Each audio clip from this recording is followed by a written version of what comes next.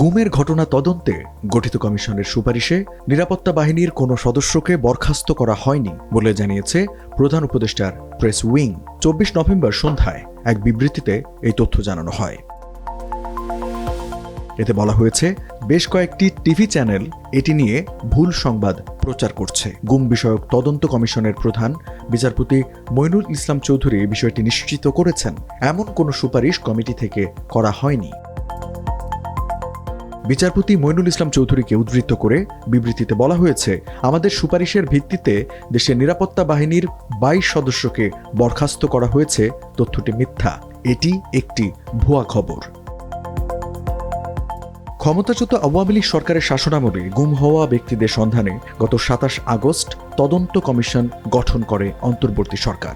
এতে সভাপতি করা হয় হাইকোর্ট বিভাগের অবসরপ্রাপ্ত বিচারপতি মইনুল ইসলাম চৌধুরীকে।